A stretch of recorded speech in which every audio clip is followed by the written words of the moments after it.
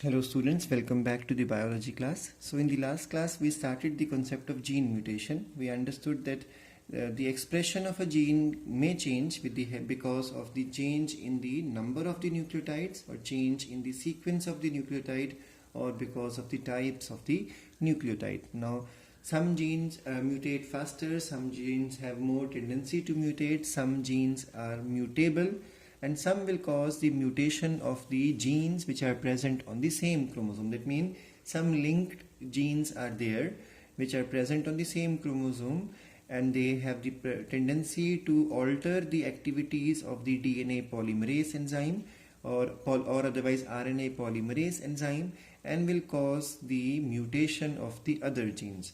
Now genes mutation are always unpredictable. It can be good, bad, or of no effect, so any category is possible. Maximum time mutations are bad, then maximum time mutations are forward, but it is possible that even backward mutation can occur, and a primitive feature may again become visible in a generation. And maximum mutations are recessive mutations, but rarely they also become dominant mutations also. Like for example, having an extra thumb or digits, these are the concept of dominant type of gene mutation. That's why some people you will find will have extra fingers or digits or toes, so those are dominant mutations. Now in the same manner, mutations can be of two types once again, as spontaneous and induced. Something happening naturally is spontaneous, something induced by the human in artificial method, that means by exposing radiations and all, that means in the laboratory when such experiments are done, it is called as induced gene mutations.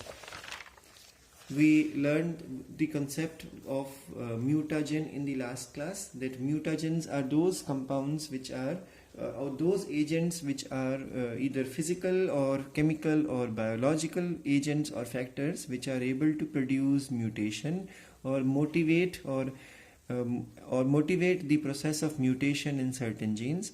Physical mutagen can be temperature or high energy radiations. They can be ionizing radiation or non-ionizing radiation.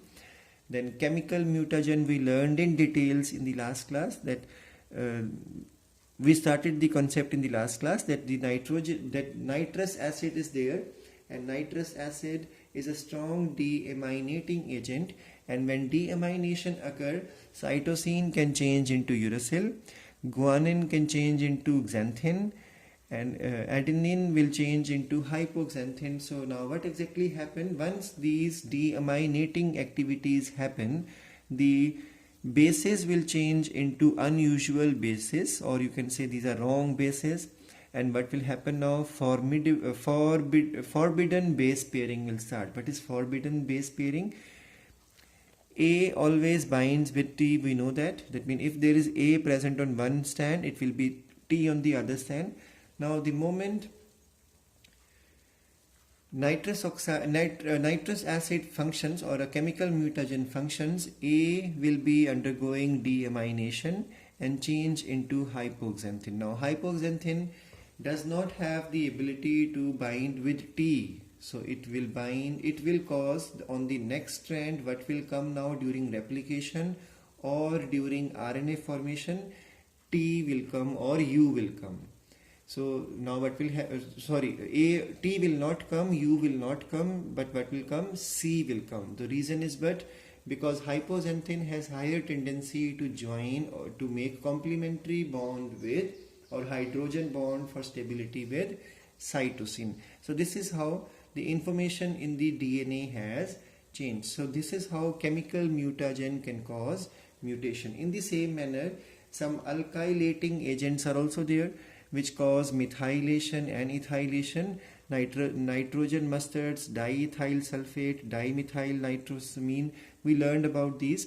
And then base pairing, base analogues are also there which are just like the base nitrogen bases, but they are wrong. For example, we learned about Bu and Fu. Bu and Fu is used for 5-bromouracil and 5-fluorouracil. So these are base analogues.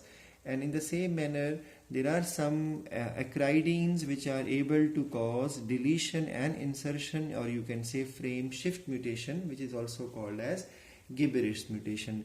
Biological agents are generally viruses. We learned in the last class, muton is the name given to smallest segment of the gene which is capable of undergoing mutation.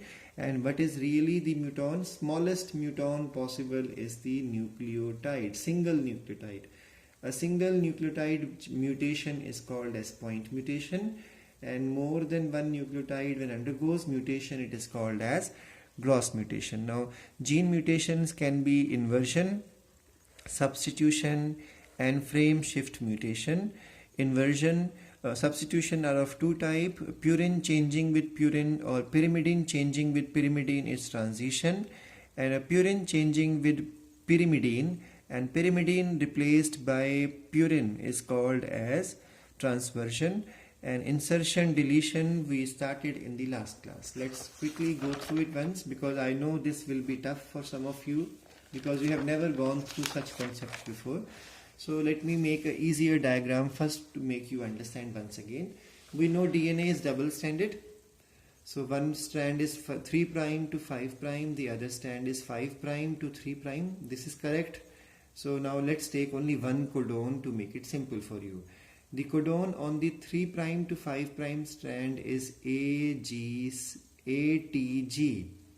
And the information, now we all know complementary rule.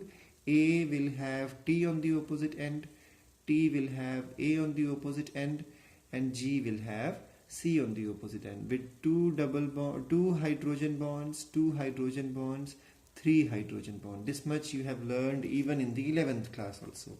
Now, the thumb rule in the case of the genetics is what? Reading will always takes from 3 prime to 5 prime, and addition on the new strand will be